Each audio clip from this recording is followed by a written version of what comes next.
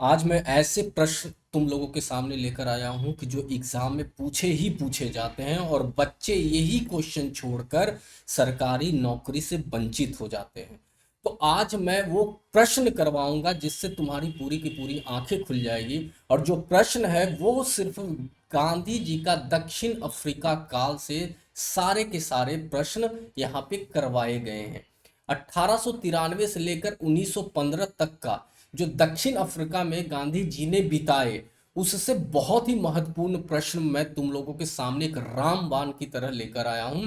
तो बिना समय गवाए हुए हम लोग क्वेश्चन की तरफ मूव कर जाते हैं। पूरा वीडियो ध्यान से देखना और क्वेश्चन का आंसर एकदम आसान आसान चीजों से समझ कर देना। पहली बात, क्वेश्चन पढ़ो और उसका आंसर कमेंट में जरूर करो कि क्या तुम लोग सही आंसर दे पा रहे हो या नहीं। पहला क्वेश्चन ये है कि महात्मा गांधी दक्षिण अफ्रीका में किस वर्ष पहुंचे थे। थोड़ा सा समय दूंगा, आप आंसर दो इसका। क्या 1892 में पहुंचे थे? नहीं। क्या 1893 में पहुंचे थे? हाँ। दक्षिण अफ्रीका महात्मा गांधी किस वर्ष पहुंचे थे? तो 1893 में गए थे। देखो, इसी वर्ष गांधी जी एक कानूनी केस के सिलसिले में दक्षिण अफ्रीका गए थे। और किस केस को लड़ने के लिए गए थे? तो दादा अब्दुल्ला का एक केस था। एक व्यापारी थे जो दक्षिण अफ्रीका में रहते थे। इन्हीं का केस लड़ने के लिए दादा अब्दुल्ला ने इन्हें 1893 में अफ्रीका बुलाया था। तो ये याद रखना है, ठीक है। दूसरा प्रश्न, गांधी जी दक्षिण अफ्रीका में किस व्यापारी की वकालत करने के लिए गए थे? अब बताइए, किस व्यापारी की वकालत करने के लिए गए थे? और ये जो मैं सारे के सारे प्रश्न करवा रहा हूं, इसके पहले मैंने बिल्कुल वीडियो एक बनाया है, उसमें मैंने अच्छे से कहानी की तरह पढ़ाया है। अगर जो तुम लोग वो वीडियो नहीं देखो तो सबसे पहले जाकर वो वीडियो देखो। आसानी से एमसीक्यू आंसर आसानी से दे सकते हो, बिल्कुल। बताइए, अभी मैंने बताया था किसकी केस लड़ने के लिए गए थे? वो तो दादा अब्दुल्ला की केस लड़ने के लिए वो कहाँ गए थे? देखो, दादा अब्दुल्ला काठियावाड़ के मुस्लिम व्यापारी थे। कहाँ के?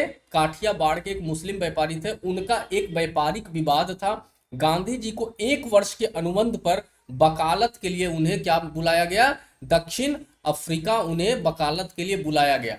तो सबसे पहले याद रखना है क्या है? 1 साल के अनुबंध पे बुलाया गया था। 1 साल के अनुबंध पे, यानी इस अनुबंध में यह बताया गया था कि आपको हम रहने खाने पीने और वहां यात्रा के लिए सारी सुविधाएं देंगे, गांधी जी को बोला गया। और दूसरा बोला गया कि आपको 105 पाउंड पर महीने, 105 पाउंड पर महीने वेतन भी देंगे। और जो दादा अब्दुल्ला का केस था, ये कितने का केस चल रहा था? इन्हीं का एक कंपनी का ही एक लोग थे तैयब जी करके, उन्हीं के साथ इनका डिस्प्यूट चल रहा था 40,000 पाउंड का। कितने पाउंड का? 40,000 पाउंड का। तो इन्हें लगा कि गांधी जी को ही बुलाना चाहिए दक्षिण अफ्रीका लड़ने के लिए। तो याद रखिएगा क्या नाम है? दादा अब्दुल्ला। कहाँ के थे ये? तो गुजरात के थे, लेकिन रहते कहाँ थे? दक्षिण अफ्रीका रहते थे। ठीक है। देखिए, दूसरा ऑप्शन है खान अब्दुल गफ्फार खान। गफ्फार खान। तो ये क्या थे? ये सीमांत गांधी कहलाते थे। ये याद रखिएगा, ये क्या कहलाते थे? सीमांत गांधी कहलाते थे। सीमांत गांधी। कभी कभी प्रश्न पूछता है सीमांत गांधी किसके नाम से जाना जाता है? तो खान अब्दुल गफ्फार खान को ही सीमांत गांधी के नाम से जाना जाता है। और भारत के स्वतंत्रता आंदोलन से सीमांत गांधी यानी खान अब्दुल गफ्फार खान जुड़े थे। दक्षिण अफ्रीका से इनका कोई भी संबंध नहीं था, याद रखिएगा। तीसरा है मोहम्मद अली जिन्ना के बारे में हम बात करें तो पाकिस्तान के संस्थापक माने जाते हैं। किसके संस्थापक? संस्थापक माने जाते हैं मोहम्मद अली जिन्ना। पाकिस्तान के, दक्षिण अफ्रीका से भी इनका कोई भी लेना देना नहीं था। और एक है सेंट अब्दुल रहमान, ऐसे लिखाएगा, सेंट अब्दुल रहमान। इतिहास में इनके कोई भी नाम दर्ज नहीं है, तो इनका नाम याद रखने की जरूरत नहीं है। तो ये तीनों ऑप्शन याद रखने के लिए जरूरत है। चलिए नेक्स्ट क्वेश्चन की तरफ बढ़ते हैं। देखिए, पढ़िए इसको। Peter Maritzburg. कहाँ? पीटर मैरिट्सबर्ग कहाँ है? यह दक्षिण अफ्रीका का एक शहर है। दक्षिण अफ्रीका का एक शहर है। रेलवे स्टेशन की घटना के समय गांधी जी किस कक्षा में यात्रा कर रहे थे? कक्षा का मतलब ट्रेन का कौन सा कंपार्टमेंट में वो यात्रा कर रहे थे? तो याद रखना, ये तो सबको पता था, वो प्रथम श्रेणी के कक्षा में वो यात्रा कर रहे थे। फर्स्ट क्लास उनके पास टिकट था, ठीक है ना। गांधी जी के पास फर्स्ट क्लास का टिकट था, और वहां पे क्या था कि एक गोरा आदमी आता है और गांधी जी को देख लेता है कि वो प्रथम कक्षा में यात्रा कर रहे हैं, क्योंकि गांधी जी का जो रंग था वो जैसे वहां पे गोरा और काला की भेद नीति चल रही थी, यानी कि वैसा चीजें चल रही थी, जिसको देखकर गोरा गोरा आदमी एक अधिकारी के पास जाता है और बोलता है कि एक इंडियन जो है वो प्रथम क्लास श्रेणी के डिब्बे में ट्रेन में सफर कर रहा है। तो टीटी आता है, वो अधिकारी आता है और इनको क्या करता है कि पीटर पीटर मैरिट्सबर्ग स्टेशन पे धक्के मारकर इन्हें उतार दिया जाता है। ये बात याद रखिएगा आप लोग। क्वेश्चन नंबर 4 पर चलते हैं। पीटर मैरिट्सबर्ग स्टेशन पर गांधी जी को ट्रेन से किस कारण फेंका गया था? अभी मैंने बताया था, क्या वो टिकट के बिना यात्रा कर रहे थे? नहीं। श्वेत व्यक्ति की बर्थ खाली न करने के कारण? नहीं। गलत डिब्बे में? नहीं। किस लिए फेंक दिया गया था? क्योंकि वो भारतीय थे, इसीलिए उन्हें इस स्टेशन पे धक्के मारकर उतार दिया गया था। ये बात याद रखिएगा आप लोग, ठीक है ना। क्योंकि एक गोरे यात्री ने आपत्ति की कि काला व्यक्ति फर्स्ट क्लास में क्यों बैठा है। गांधी जी ने सीट छोड़ने से इनकार किया, तो उन्हें धक्के मारकर वहां उतार दिया।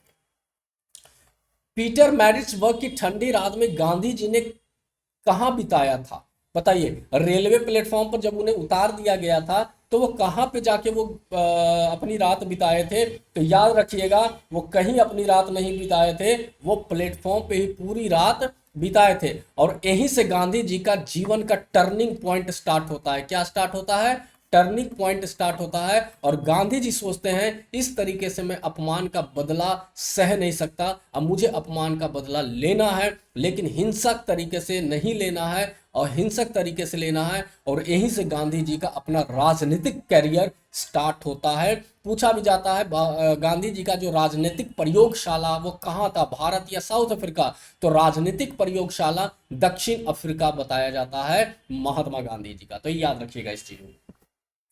क्वेश्चन नंबर 6 की तरफ पढ़ते हैं। नेटाल इंडियन कांग्रेस, क्या? नेटाल इंडियन कांग्रेस, पूरा का पूरा पीछे वाला वीडियो बनाया हूं, इसके बारे में बताया हूं, डिटेल में पढ़ लोगे। नेटाल इंडियन कांग्रेस की स्थापना किस वर्ष हुई थी? बताइए किस वर्ष हुई थी नेटाल इंडियन कांग्रेस की स्थापना? क्या 1893 में हुई थी? नहीं। कब हुई थी? 1894 में नेटाल इंडियन कांग्रेस की स्थापना हुई थी। और नेटाल इंडियन कांग्रेस था क्या? तो भारतीयों के अधिकारों की रक्षा के लिए, भारतीयों की अधिकारों की रक्षा के लिए नेटाल इंडियन कांग्रेस की स्थापना महात्मा गांधी ने की थी। नेटाल एक जगह है, दक्षिण अफ्रीका का एक जगह है, ठीक है ना। इसी के नाम पर नेटाल इंडियन कांग्रेस की स्थापना महात्मा गांधी ने की थी, याद रखिएगा इस चीज। नेटाल इंडियन कांग्रेस के प्रथम अध्यक्ष कौन थे? बताइए अब इसमें प्रथम अध्यक्ष कौन थे?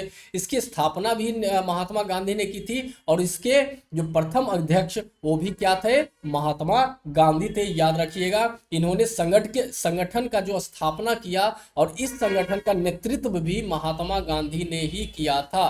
दादा अब्दुल्ला, अभी मैंने बताया था, एक व्यापारी थे, राजनीतिक संगठन से इनको कोई लेना देना नहीं था। सेंट हाजी मोहम्मद का कोई मतलब नहीं बनता। पोलक हेनरी पोलक बाद में सहयोगी बने थे। पोलक भी नाम याद रहिएगा।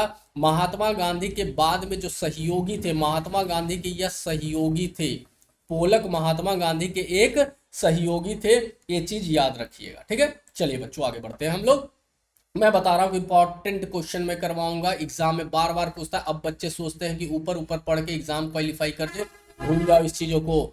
अब तुम्हें डिटेल्स में पढ़ना पड़ेगा। अगर जो सरकारी नौकरी चाहिए बच्चों, तो मैं इस चैनल को फॉलो कर लो। मैं बता दे रहा हूँ कि मैं ऐसे ऐसे चीज लेकर अभी आने वाला हूँ टू द पॉइंट, कि तुम लोगों का सिलेक्शन पक्का करवाएगा, एकदम सिलेक्शन पक्का करवाएगा। इसलिए इस चैनल को सब्सक्राइब कर लो, ठीक है। 1896 में गांधी जी दक्षिण अफ्रीका कहाँ से गए थे? बताइए। 1896 में फिर गए थे एक बार दक्षिण अफ्रीका, तो कहाँ से गए थे बताइए। क्या इंग्लैंड से गए थे? नहीं। फिर भारत से ही गए थे। देखिए गांधी जी आते जाते रहते थे, तो 1896 में फिर गांधी जी दक्षिण अफ्रीका भारत से गए थे, याद रखिएगा ये क्वेश्चन। 1896 में भारत से लौटने पर दक्षिण अफ्रीका में गांधी जी पर किसने हमला किया था? जैसे एक बार तो 1893 में गांधी जी गए थे दक्षिण अफ्रीका, फिर वापस भारत आ गए थे, फिर 1896 में गए एक बार दक्षिण अफ्रीका। जब 1896 में वो दक्षिण अफ्रीका गए, तो उन पर किसने हमला कर दिया था? बताइए किसने हमला किया था वहां पे? तो जो, क्या यूरोप पुलिस ने हमला किया था? नहीं, पुलिस ने हमला नहीं किया था, यूरोपीय भीड़ द्वारा हमला कर दिया गया था। किसके द्वारा? क्योंकि गांधी जी वहां धीरे धीरे पॉपुलर हो रहे थे भारतीयों के बीच में, जो वहां के लोगों को रास नहीं आई, और यूरोपीय भीड़ द्वारा उनका उनका हमला कर दिया गया था। ये सारे लोग द्वारा हमला नहीं किया गया था, याद रहिएगा। नेक्स्ट, गांधी जी ने 1899 से 1902 के बोअर युद्ध, देखो एक बोअर युद्ध है, ये बोअर युद्ध था क्या, मैंने डिटेल में पढ़ाया, वीडियो में देख लो। बोअर युद्ध, बोअर युद्ध डच डच और ब्रिटिश के बीच में लड़ा गया था। डच और ब्रिटिश, ओहो, ब्रिटिश के बीच में लड़ा गया था, और इसमें ब्रिटिश विजयी हुआ था। और यहाँ पे बोअर युद्ध में महात्मा गांधी ने ब्रिटिश का साथ दिया था। तो बोअर युद्ध को डिटेल में पढ़ाया हूँ, पीछे वाले वीडियो में जाकर देख सकते हो। तो गांधी जी ने 1899 से 1902 में बोअर युद्ध के दौरान क्या भूमिका निभाई? बताइए, देखिए अभी मैंने बता ही दिया इस चीजों को, क्या भूमिका निभाई? क्या ब्रिटिश सेना में शामिल होकर लड़ाई लड़ी? नहीं, लड़ाई नहीं लड़ी थी, याद रखिएगा। ब्रिटिश सरकार का विरोध किया? बिल्कुल नहीं किया। भारतीय एम्बुलेंस कोर का गठन कर सहायता की थी ब्रिटिश सरकार का, याद रखिएगा।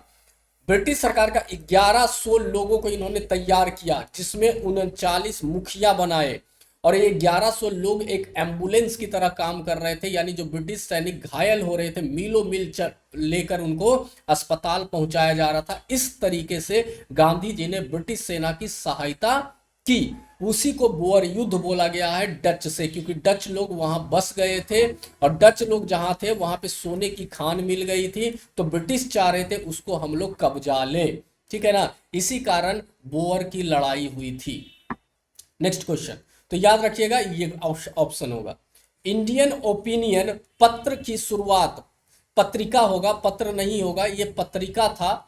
इंडियन ओपिनियन की शुरुआत किस वर्ष हुई थी? इंडियन ओपिनियन एक पत्रिका था, जिसे किसने लिखा था? महात्मा गांधी ने लिखा था। किसे लिखा था? महात्मा गांधी ने इंडियन ओपिनियन तुम्हारी जो पत्रिका है उसकी शुरुआत की थी। तो वो कब की थी इंडियन ओपिनियन की शुरुआत? बताइए जल्दी से, याद रखिएगा। 1903 में की थी। कब की थी? 1903 में की थी। उस समय 1901 में किया था? नहीं, उस समय गांधी जी संगठनात्मक कार्य कर रहे थे, लेकिन अखबार शुरू नहीं किए थे। 1905 की बात आती है तो उस समय प्रकाशित हो चुका था। ये सारी चीजें नहीं होगी, तो क्या होगा? 1903 सही उत्तर होगा, याद रखिएगा। इंडियन ओपिनियन, इंडियन ओपिनियन पत्रिका में गांधी जी सारी चीजों के बारे में, भारतीय दक्षिण अफ्रीका में जो भारतीय रह रहे थे उनके बारे में वो लिखते हैं, और दुनिया को बताते हैं कि किस तरीके से उनका यहाँ पे घुटन हो रहा है, किस तरीके से उन पे अत्याचार हो रहा है, ये अपनी पत्रिका में ही लिखते थे, इंडियन ओपिनियन पत्रिका में। फिनिक्स सेटलमेंट, यानी फिनिक्स फॉर्म भी इसको कहते हैं, फिनिक्स फॉर्म इंग्लिश में बोलते हैं फिनिक्स सेटलमेंट, की स्थापना गांधी जी ने किस वर्ष की थी? बताइए, फिनिक्स सेटलमेंट यानी फिनिक्स फॉर्म की स्थापना गांधी जी ने किस वर्ष की थी? हाँ, ये बता दें, इंडियन ओपिनियन का मतलब है भारतीयों को जागरूक करना और अन्याय को दुनिया तक पहुंचाना। इसी पत्रिका के माध्यम से गांधी जी करते थे। अब बताइए, फिनिक्स फॉर्म की स्थापना कब हुई थी? तो ये भी याद रखिएगा, 1903 में नहीं हुई थी। कब हुई थी? 1904 में हुई थी। 1903 में, याद रखिएगा, इंडियन ओपिनियन किताब पत्रिका उन्होंने लॉन्च किया। उसके जस्ट एक साल बाद उन्होंने फिनिक्स फॉर्म की स्थापना कर दी, ठीक है ना। यानी गांधी जी ने डरबन के पास फिनिक्स फॉर्म कहाँ उन्होंने खोला था? तो डरबन के पास, डरबन के पास सामुदायिक जीवन का प्रयोग शुरू किया। फिनिक्स फॉर्म में लोग एक साथ रहते थे, एक साथ खाना बनाकर खाते थे, और खुद से श्रम वहां पे करते थे। लगभग 100 एकड़ जमीन गांधी जी ने वहां खरीदा था, एक छोटा सा गांव बसा लिया था, ठीक है ना। उसी को फिनिक्स फॉर्म कहते हैं। तो 1904 में फिनिक्स फॉर्म की स्थापना किसने की थी? तो ये भी याद रखिएगा, महात्मा गांधी ने की थी। फिनिक्स सेटलमेंट यानी फिनिक्स फॉर्म की स्थापना किसके दर्शन से प्रेरित थी? बताइए, यानी कि गांधी जी किससे प्रेरित होकर फिनिक्स फॉर्म की स्थापना की थी? तो याद रखिएगा, फिनिक्स फॉर्म की स्थापना गांधी जी ने जॉन रस्किन, क्या? जॉन रस्किन के से प्रभावित होकर किया था। जॉन रस्किन की एक पुस्तक पढ़ी थी इन्होंने, और उससे वो प्रभावित हो गए, और उससे प्रभावित होकर उन्होंने फिनिक्स फॉर्म की स्थापना कर दी, ठीक है ना। याद रखिएगा इस समय। इनकी जो जॉन रस्किन की जो पुस्तक है, पुस्तक का नाम है, ये था शायद, हाँ, unto unto this last, unto this last नामक की पुस्तक। ये भी कभी कभी पूछता है, गांधी जी ने जॉन रस्किन की कौन सी पुस्तक से प्रभावित हुए थे? तो कौन सी पुस्तक से प्रभावित हुए थे? ऑन टू दिस लास्ट पुस्तक है, उससे प्रभावित हुए थे। और Gandhi ji on to this last पुस्तक से प्रभावित होकर किस फॉर्म की स्थापना की थी? तो फिनिक्स फॉर्म की स्थापना की थी। और किससे प्रभावित होकर? जॉन रस्किन से प्रभावित होकर, या ऐसे भी बोल सकते हो जॉन रस्किन की पुस्तक ऑन टू दिस लास्ट से प्रभावित होकर उन्होंने फिनिक्स फॉर्म की स्थापना की। क्लियर हो गया 13 नंबर क्वेश्चन? आगे बढ़ते हैं।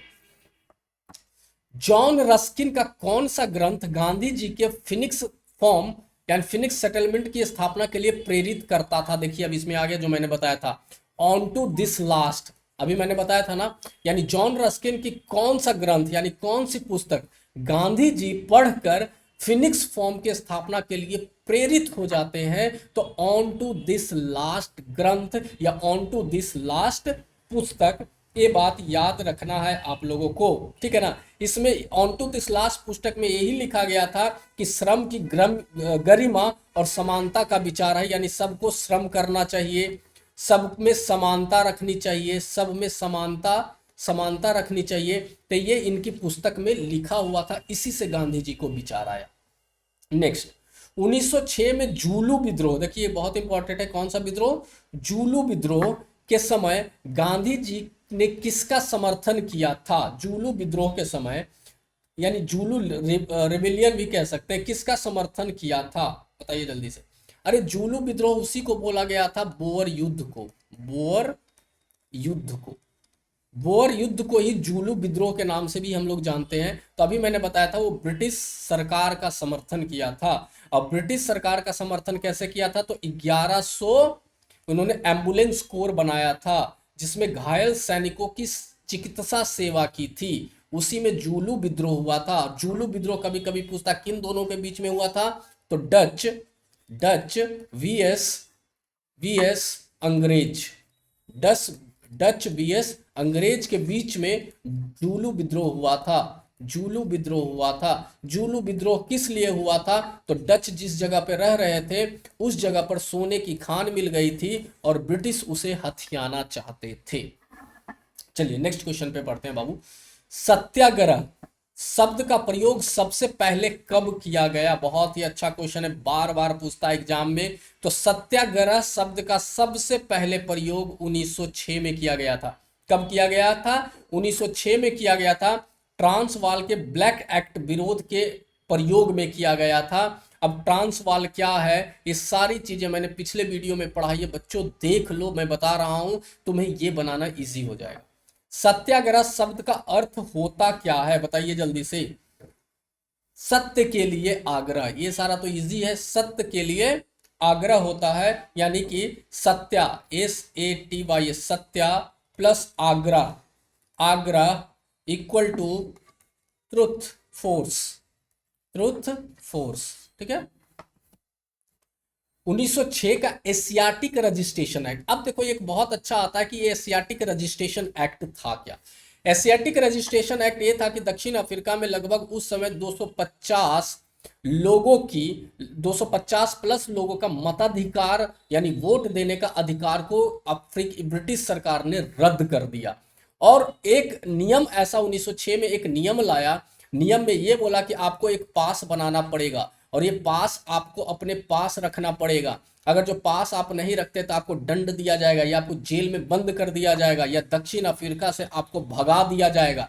तो ये सिर्फ सबके लिए नहीं था, ये सिर्फ इंडियन लोगों, इंडियन और चाइनीज, CHINI, चाइनीज लोगों के लिए सिर्फ लाया गया था। एशियाटिक का मतलब एशिया, एशिया में यही दोनों देशों के लिए लाया गया था। इसी के विरोध में महात्मा गांधी ने एशियाटिक रजिस्ट्रेशन एक्ट का एक संग मतलब कहने का मतलब विरोध किया था।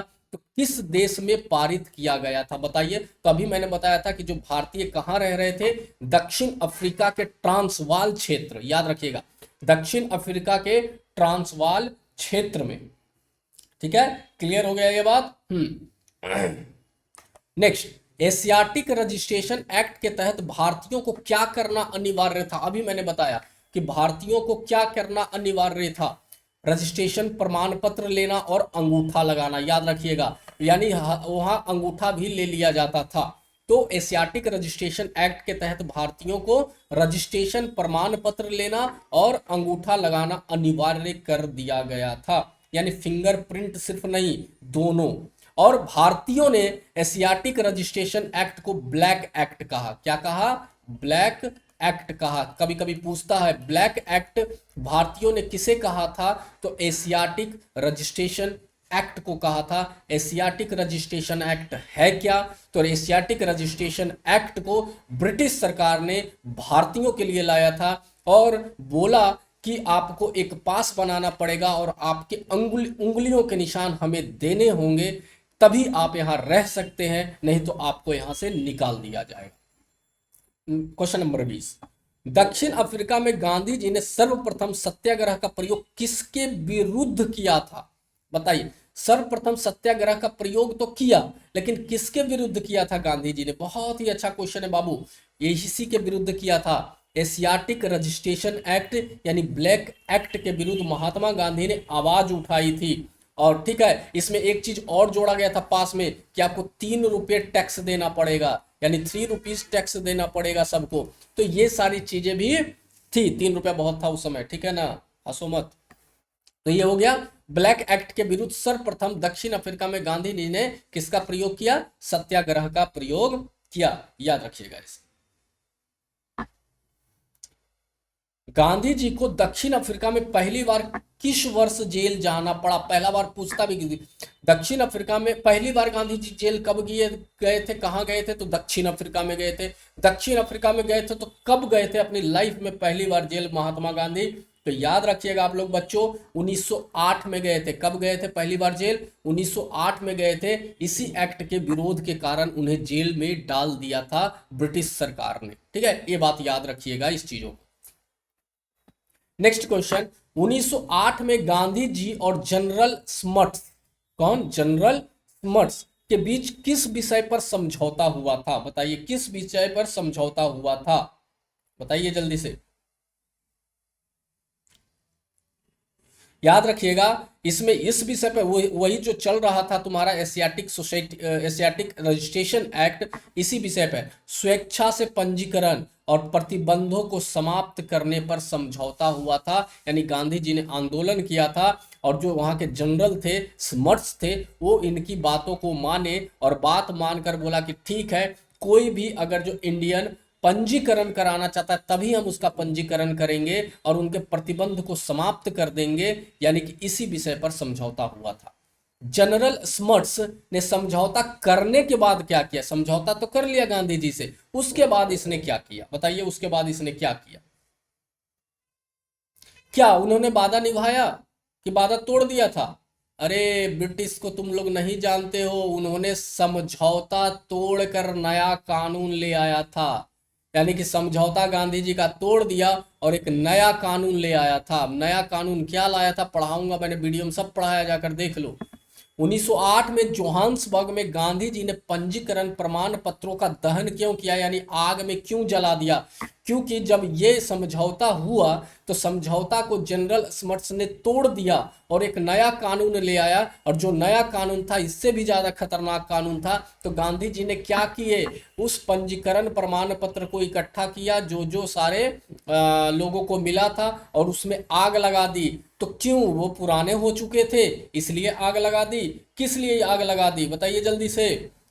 सरकार ने उन्हें लागू नहीं किया, नहीं, स्मट्स द्वारा समझौता को तोड़ दिया गया और नया प्रतिबंध के विरोध में, यानी कि गांधी जी और उनके सहयोगियों और भारतीय लोगों ने मिलकर पंजीकरण प्रमाण पत्र में आग लगा दी। अब एक साल बाद 1909 में गांधी जी किस देश की यात्रा पर गए थे? बताइए, किस देश की यात्रा पर 1909 में गांधी जी गए थे? तो दक्षिण अफ्रीका से गांधी जी कहां गए थे? लंदन यानी इंग्लैंड गए थे 1909 में, ठीक है ना, 1909 में इंग्लैंड गए थे। नेक्स्ट क्वेश्चन, लंदन की यात्रा के दौरान गांधी जी ने किस प्रसिद्ध पुस्तक की रचना की? और जब लंदन की यात्रा कर रहे थे उन्होंने एक किताब लिखी, एक किताब लिखी। तो वो किताब क्या थी? किस किताब की रचना उन्होंने की थी? तो बताइए जल्दी से आप लोग। हिंद स्वराज। कभी कभी पूछता है गांधी जी ने, कुछ नहीं बोलेगा, बोलेगा गांधी जी ने जहाज पर किस पुस्तक की रचना की, तो याद रखिएगा हिंद स्वराज की रचना की थी 1910 में की थी। कब की थी? 1910 में हिंद स्वराज की रचना की थी, पानी के जहाज पर उन्होंने किया था, ठीक है ना, जहाज पर लिखी गई पुस्तक थी। टॉलस्टॉय, अच्छा, my experiment with truth, my experiment ये बाद में लिखा था इन्होंने, गांधी जी ने ही लिखा था, लेकिन ये आत्मकथा था। क्या था? आत्मकथा था। इन्होंने, गांधी जी ने इसे बाद में लिखा था। इंडिया अंडर ब्रिटिश रूल, ऐसी कोई भी पुस्तक नहीं है। द ग्रेट इंडियन स्ट्रगल, ये भी गलत है, तो ये याद रखिएगा।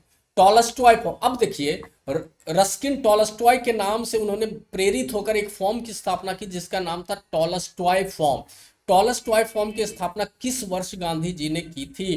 तो ये भी की थी 1910 में, टॉलस्टॉय फॉर्म की स्थापना की थी, ठीक है ना, याद रखिएगा इस चीजों को। नेक्स्ट, टॉलस्टॉय फॉर्म की स्थापना का मुख्य उद्देश्य क्या था? गांधी जी ने टॉलस्टॉय फॉर्म तो बनाया, लेकिन उसका मुख्य उद्देश्य क्या था टॉलस्टॉय फॉर्म का? तो टॉलस्टॉय फॉर्म का मुख्य उद्देश्य था भारतीयों की सैन्य प्रशिक्षण देना, नहीं। सत्याग्रहियों और उनके परिवारों के लिए आश्रय स्थल या वकालत का कार्यालय खोलना, नहीं। कृषि विकास केंद्र, नहीं। तो क्या आंसर होगा? यानी सत्याग्रहियों और उनके परिवारों के लिए आश्रय देना, यानी कि एक छोटा सा शहर गांव जैसा बसाया, इसमें भी टॉलस्टॉय फॉर्म। और टॉलस्टॉय फॉर्म में वहां जो आश्रित थे उनको रखा जाता था, उनके फैमिलीज को रखा जाता था ताकि कोई हमला उन पे ना करे, इसलिए टॉलस्टॉय फॉर्म की स्थापना इन्होंने की थी।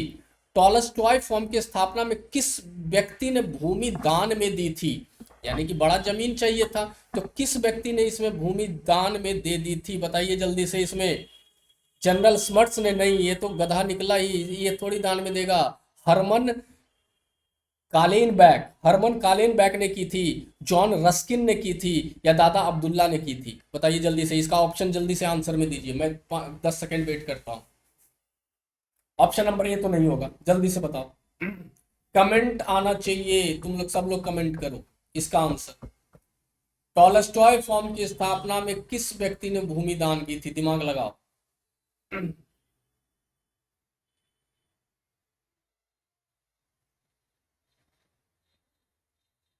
हरमन कालीन बैक ने की थी। किसने की थी? हरमन कालीन बैक ने की थी, याद रखिएगा। Next question. 1913 के आंदोलन का मुख्य कारण क्या था? एक 1913 में भी एक आंदोलन हुआ, उसका मुख्य कारण क्या था? बताइए जल्दी से। रंगभेद, नहीं। हाँ, 3 रुपया टैक्स और अवैध विवाह घोषित करने वाले न्यायालय के फैसले थे उस समय, इसलिए 1913 में भी एक आंदोलन हुआ था।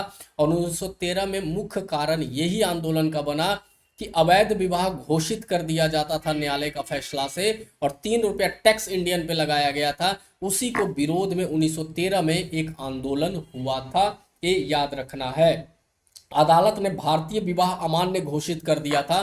बोला था कि इंडियन जो शादी होती है, जो हम लोग 7 फेरे लेते हैं अग्नि के, तो वो इनवैलिड कर दिया था कि हम उस शादी विवाह को नहीं मानेंगे, आपको कोर्ट में करवाना पड़ेगा, हम सिर्फ उसी को मानेंगे, इसको नहीं मानेंगे। इसलिए क्या किया गया? 1913 में एक मुख्य आंदोलन हुआ था।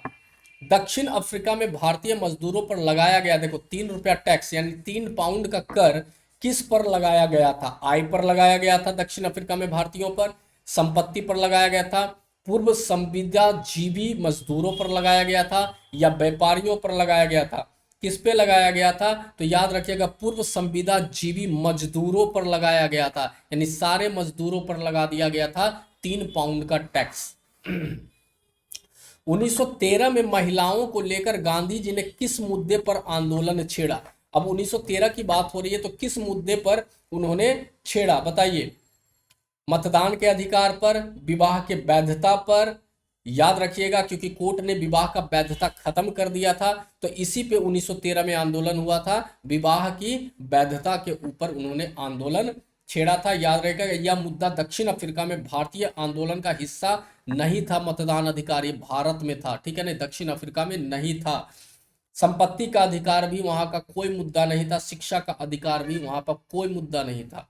1913 में ग्रेट मार्च का नेतृत्व किसने किया था, यानी ग्रेट मार्च का नेतृत्व 1913 में किसने किया था? तो याद रखिएगा, सीधी सी बात है, गोपाल कृष्ण गोखले। उस समय ने गोपाल कृष्ण गोखले कौन थे?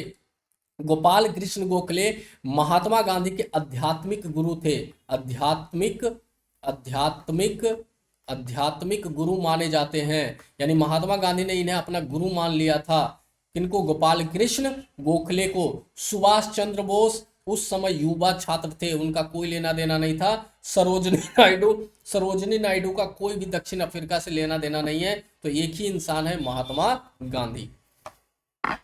1913 के मार्च में गांधी जी ने किस शहर से नटाल की ओर पैदल यात्रा शुरू की थी? यानी 1913 में जो भारतीय विवाह को रद्द कर दिया गया था, मान्यता खत्म कर दी गई थी, तो गांधी जी ने जो आंदोलन निकाला, तो किस शहर से नटाल की तरफ उन्होंने कूच किया था, पैदल यात्रा की थी? बताइए जल्दी से। तो याद रहिएगा, जोहान्सबर्ग। क्या होगा? जोहान्सबर्ग। डरबन नहीं होगा, केप टाउन नहीं होगा, प्रिटोरिया नहीं होगा, क्या होगा? जोहान्सबर्ग।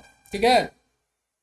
तो मुख्य मार्च की शुरुआत यहीं से की थी इन्होंने, यहीं से मजदूरों के साथ पैदल मार्च शुरू किया था गांधी जी ने नेटाल की तरफ। 1913 के सत्याग्रह आंदोलन के दौरान हड़ताल किसने की थी? रेलवे कर्मचारियों ने हड़ताल की थी? नहीं। खदान मजदूरों ने हड़ताल की थी? हाँ। यानी 1913 में किसने हड़ताल की थी? तो खदान मजदूरों ने, कोयला खदान मजदूरों ने व्यापक हड़ताल यहाँ पे की थी 1913 के सत्याग्रह आंदोलन में, और गांधी जी का साथ सबने दिया था। इंडियन रिलीफ एक्ट किस वर्ष पारित हुआ था? इंडियन रिलीफ एक्ट बताइए। देखो, जब ये चल रहा था तो विवाह को अमान्य घोषित कर दिया गया। जब ये आंदोलन हुआ तो ब्रिटिश सरकार को बात माननी पड़ी और उन्होंने इंडियन रिलीफ एक्ट पास किया। तो कब किया? 1 साल बाद पास किया था, यानी 1914 में इंडियन रिलीफ एक्ट को पास किया गया। इंडियन रिलीफ एक्ट में क्या किया गया कि जो 3 रुपया का, यानी 3 पाउंड का, पाउंड बोलो, मैं रुपया बोल दे रहा हूं, 3 पाउंड का जो टैक्स था, और जो विवाह कानून था उसको ब्रिटिश सरकार ने खत्म कर दिया, रद्द कर दिया। उसी को इंडियन रिलीफ एक्ट कहते हैं। ठीक है ना। इंडियन रिलीफ एक्ट के तहत क्या स्वीकार किया गया? देखो, अभी मैंने बताया 3 पाउंड का टैक्स को समाप्त कर दिया गया। अब भारतीय विवाहों की वैधता दे दी गई इंडियन रिलीफ एक्ट के तहत। तो ये बात मेरे बच्चों याद रखना इस चीजों को। ठीक है, ये चीज याद रखना इस चीजों को। नेक्स्ट क्वेश्चन अब खत्म होने वाला है, और अच्छे अच्छे क्वेश्चन अभी हैं 10। महात्मा गांधी दक्षिण अफ्रीका से भारत कब लौटे? तो याद रखिएगा, 1915 में फाइनली स्थायी रूप से वो भारत आ गए थे। स्थायी रूप का मतलब फिर दक्षिण अफ्रीका वो नहीं गए, स्थायी रूप से भारत कब आए थे महात्मा गांधी? तो वो 1915 में भारत पहुंचे थे। 9 जनवरी 1915 को। और उसी दिन हम लोग भारतीय प्रवासी दिवस मनाते हैं। तो भारतीय प्रवासी दिवस किस लिए मनाया जाता है? महात्मा गांधी को दक्षिण अफ्रीका से भारत आने के संबंध में। और कब मनाया जाता है? तो 9 जनवरी, हर एक साल के 9 जनवरी को भारतीय प्रवासी दिवस मनाया जाता है। भारत लौटने पर गांधी जी ने किस आश्रम की स्थापना की? जब भारत वो आ गए, तो भारत आने पर गांधी जी ने किस चीज की स्थापना की थी? बताइए जल्दी से, किस आश्रम की सबसे पहले स्थापना कर दी थी उन्होंने? तो एक ही आश्रम की स्थापना की थी उन्होंने, साबरमती आश्रम की स्थापना कर दी थी। और सेवाग्राम नहीं होगा, सेवाग्राम 1936 में स्थापित हुआ था। कब हुआ था? सेवाग्राम 1936 में हुआ था। साबरमती का कर दिया था इन्होंने। ठीक है ना। और अहमदाबाद नहीं हुआ था। और ये याद रखिए, साबरमती आश्रम कहाँ था? 1917 में स्थापित किया। और कहाँ साबरमती है? तो अहमदाबाद में है, अहमदाबाद में। ठीक है। वर्धा आश्रम बाद का काल है, ये बाद में किया था। नालंदा आश्रम, नालंदा का कोई भी ऐसा आश्रम नहीं। ठीक है। और भारत लौटने पर, तो भारत जब लौटे तो देखिए 2 क्वेश्चन होता है कि जब भारत महात्मा गांधी आए तो किस जहाज से आए? किस जहाज से आए? और दूसरा, उनके स्वागत के लिए कौन खड़े थे? किस जहाज से आए और स्वागत के लिए, मेन स्वागत के लिए कौन उनके खड़े थे, ये कमेंट में दोनों आंसर मुझे चाहिए कि महात्मा गांधी भारत जो आए थे साउथ अफ्रीका से, तो वो किस जहाज से आए, और स्वागत के लिए मेन जो इंसान थे वो खड़े थे, वो उनका नाम क्या है। कमेंट में इसका आंसर चाहिए मुझे, सब लोग दोगे। आगे बढ़ते हैं। दक्षिण अफ्रीका में गांधी जी ने अपनी पुस्तक में कौन अपने अनुभवों का वर्णन किया है, क्या वर्णन किया है उन्होंने, बताइए। जब दक्षिण अफ्रीका में गांधी जी ने अपनी पुस्तक लिखी, उसमें क्या अनुभव किया है उन्होंने, सीधी सी बात है, यानी south Africa in Satyagraha in south Africa. किस पुस्तक में, इनका एक पुस्तक का नाम है जिसमें अपने अनुभव साझा करते हैं, और उस पुस्तक का नाम है सत्याग्रह इन साउथ अफ्रीका। ठीक है। सत्य का प्रयोग जो है वो एक आत्मकथा है, पूरा दक्षिण अफ्रीका विवरण नहीं है, सिर्फ एक आत्मकथा लिखी गई थी, एक आत्मकथा लिखी गई थी, ये याद रखिएगा आप लोग बच्चों में ना। ठीक है। आइए, गांधी जी ने दक्षिण अफ्रीका में किस अखबार के माध्यम से भारतीयों को जागरूक किया था, बताइए जल्दी से। अभी मैंने ऊपर ही पढ़ाया है, द हिंदू नहीं, क्या, इंडियन ओपिनियन। कौन सा अखबार निकाला था उन्होंने, इंडियन ओपिनियन। कब निकाला था, तो 1903 में निकाला था। क्यों निकाला था, तो भारतीयों को जागरूक करने के लिए निकाला था ये इंडियन ओपिनियन नामक अधिकार, भारतीयों के अधिकारों की आवाज भी बना। यंग इंडिया की बात करते हैं तो ये 1920 के दशक में प्रकाशित हुआ था। कब हुआ था, इसको भी गांधी जी ने ही किया था। ठीक है ना। और हरिजन को भी गांधी जी ने किया था, ये भी बाद में निकला था, ये बाद में लाया था। और द हिंदू की जब बात करते हैं तो ये भारत का अखबार है, ये अफ्रीका का अखबार नहीं है। 1906 में जूलू विद्रोह में गांधी जी ने किस पद पर सेवा की, क्या बनकर उन्होंने सेवा की थी, उसमें बताइए, मैंने बताया था जूलू विद्रोह में। तो स्ट्रेचर बियरर बने थे, यानी कि स्ट्रेचर बियरर, स्ट्रेचर वाहक बने थे, यानी जो ब्रिटिश सैनिक वो हो रहे थे, मतलब कहने का मतलब उनको चोट लग रही थी तो स्ट्रेचर पर लिटा के अस्पताल पहुंचाते थे। गांधी जी ने ब्रह्मचर्य की प्रतिज्ञा कब ली, बताइए। ब्रह्मचर्य की प्रतिज्ञा इन्होंने कब ली, तो याद रखिएगा 1906 में इन्होंने ब्रह्मचर्य की प्रतिज्ञा ली थी। सत्याग्रह के साथ आत्म संयम की शुरुआत इन्होंने 1906 में की थी। 1910 में ये टॉलस्टॉय फॉर्म की स्थापना करते हैं, याद रखिएगा किस फॉर्म की स्थापना करते हैं, टॉलस्टॉय, ऊपर पढ़ा चुका हूं, टॉलस्टॉय फॉर्म की स्थापना करते हैं। और 1915 में वो भारत लौट आते हैं, और 1900 में ऐसा कुछ भी नहीं है, ऐसा कोई भी संकल्प नहीं लिया।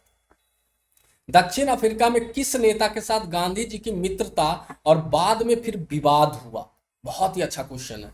सबसे पहले उनकी मित्रता उनसे थी, लेकिन बाद में उनसे विवाद हो गया, किससे, बताइए जल्दी से, किससे, तो जनरल स्मट्स से। देखो अभी मैंने पढ़ाया था, जनरल स्मट्स से मीटिंग हुई इनकी, अब मीटिंग के बाद गांधी जी का ये बात मान गए, बाद में इन्होंने इनका फैसला पलट दिया, तो जनरल स्मट्स नाम याद रखिएगा। ठीक है ना, ये चीज हुआ था, पहले संवाद हुआ, फिर समझौता इन्होंने तोड़ दिया। और चर्चिल तो भाई ब्रिटेन के प्रधानमंत्री बने थे, लुईस बोथा प्रधानमंत्री थे, लेकिन मुख्य विवाद, लुईस बोथा भी प्रधानमंत्री थे। गांधी जी ने दक्षिण अफ्रीका के किस वर्ष बोअर युद्ध के दौरान इंडियन एम्बुलेंस कोर का गठन किया, अभी मैंने बताया था बोअर युद्ध में इंडियन एम्बुलेंस कोर का गठन किया, जिसमें इंडियन एम्बुलेंस में 1100 लोगों को इन्होंने इकट्ठा किया, और इसी 1100 लोगों में 19 को मुखिया बनाया, और जो ब्रिटिश सैनिक घायल हो रहे थे उनको अस्पताल पहुंचाया गया। तो कब किया था बताओ, तो कब किया था, 1899 में किया था, क्योंकि जो बोअर युद्ध था वो 1899 से 1902 तक चला था। ठीक है ना, तो 1899 में ही इंडियन एम्बुलेंस कोर की स्थापना इन्होंने कर दी थी। सर्वोदय शब्द का प्रयोग पहली बार किस पुस्तक में मिलता है जिससे गांधी जी प्रभावित हुए, बताइए, यानी किस पुस्तक से उन्हें सर्वोदय शब्द का प्रयोग मिलता है और गांधी जी उससे बहुत प्रभावित हुए थे। अरे वही ऑन टू द लास्ट से, जॉन रस्किन की पुस्तक ऑन टू द लास्ट। ठीक है। दक्षिण अफ्रीका वॉर एंड पीस जो है वो टॉलस्टॉय की पुस्तक है, टॉलस्टॉय टॉय की पुस्तक है, याद रखिएगा, टॉलस्टॉय की पुस्तक है, ठीक है ना। और ऑन टू द लास्ट मैंने बता दिया, गांधी जी ने इसका अनुवाद गुजराती में भी किया था। इसका अनुवाद जो है वो गुजराती में किया था। किसमें किया था? गुजराती अनुवाद सर्वोदय नाम से किया था, यानी पुस्तक का नाम ही सर्वोदय रखा, सर्वोदय रखा, ठीक है। और सर्वोदय गुजराती नाम में रखा था on unto the last का, ठीक है, ये याद। दक्षिण अफ्रीका के किस कार्यकाल को गांधी जी के जीवन की प्रयोगशाला कहा जाता है? मैंने बताया था कि 1893 से 1915 का जो काल है, यानी कि इन्हें प्रयोग, यानी कि कहने का मतलब गांधी जी को प्रयोगशाला कहा था दक्षिण अफ्रीका में, कहने का मतलब राजनीति की प्रयोगशाला। बताइए जल्दी से। यानी सत्याग्रह की प्रयोगशाला के नाम से भी बोला गया है। 1913 में आंदोलन में महिला सत्याग्रहों में प्रमुख कौन थी? अभी मैंने बताया 1913 में एक सत्याग्रह हुआ, यानी कि एक आंदोलन हुआ, यानी कि उसमें क्या हुआ था, 3 पाउंड का टैक्स लगा दिया गया, प्लस इंडियन मैरिज को इनवैलिड कर दिया गया, यानी भारतीय विवाह को अमान्य घोषित कर दिया गया, जिसमें महिलाओं ने भी भाग लिया था। और उसकी प्रमुख कौन थी? बताइए उसकी प्रमुख कौन थी? तो कस्तूरबा गांधी, इनकी पत्नी, महात्मा गांधी की पत्नी कस्तूरबा गांधी, ठीक है ना, प्रमुख थी। गांधी जी ने दक्षिण अफ्रीका के किस शहर में सबसे अधिक समय बिताया? सबसे ज्यादा समय वो किस जगह बिताए थे? तो डरबन में और जोहान्सबर्ग में, याद रखिएगा, डरबन और जोहान्सबर्ग में। दक्षिण अफ्रीका से वापस आने के बाद गांधी जी के राजनीतिक गुरु किसे माना जाता है? तो गोपाल कृष्ण गोखले को माना जाता है, याद रहिएगा। दादा भाई नौरोजी की हम बात करते हैं तो ये इनके प्रेरणा थे, क्या थे? प्रेरणा थे, पर प्रत्यक्ष गुरु नहीं थे, ये थे गुरु, ठीक है ना। गोपाल कृष्ण गोखले को गुरु माना जाता था। और बाल गंगाधर तिलक तो एक उग्रवादी नेता थे, उग्रवादी नेता थे, ये नरम दल के नहीं थे, एक गरम दल के नेता थे। और लाला लाजपत राय तो पंजाब केसरी के नाम से जाना जाता है, किस नाम से? पंजाब केसरी के नाम से जाना जाता है लाला लाजपत राय को। तो लाला लाजपत राय को किससे नाम से जाना जाता है? पंजाब केसरी के नाम से जाना जाता है। तो ये याद रखने वाला पॉइंट है, ठीक है। हाँ, तो ये चलो आज का वीडियो खत्म होता है। और जो बच्चे अगर जो पुराना वीडियो नहीं देखे हो, जिसका एमसीक्यू मैंने करवाया है, तो पुराना वीडियो जाकर देख लो, उसमें क्लियर मैंने कहानी पढ़ाया है। और इसके बाद का मैं स्टार्ट करने वाला हूं चंपारण सत्याग्रह, खेड़ा सत्याग्रह, उसके बाद स्वतंत्रता संग्राम की ऐसी अच्छी अच्छी कहानियों की तरफ वीडियो में तुम लोगों के सामने लाऊंगा कि देख के मैं गारंटी देता हूं एग्जाम में क्वेश्चन छोड़ कर नहीं आओगे। और कहां से क्वेश्चन पूछा जाता है पूरा खखोड़ के तुम लोगों के सामने पेश करूंगा। तो वीडियो को लाइक जरूर करना मेरे बच्चों, और लाइक जरूर करना, और दोस्तों के साथ भी शेयर कर देना, यही तो मेरा धन है, कम से कम ये तो मोटिवेट मुझे मिलेगा। और सब्सक्राइब तो कर दो यार, इतना तो मतलब कर दोगे तो क्या जाएगा तुम्हारा, ठीक है ना। मेरा क्या जाता, तेरा क्या जाता, ठीक है। तो कर दो सब्सक्राइब, और चलो मिलते हैं अपने नेक्स्ट वीडियो में। तब तक के लिए अपना ख्याल रखो, मस्त रहो, और जय हिंद जय भारत।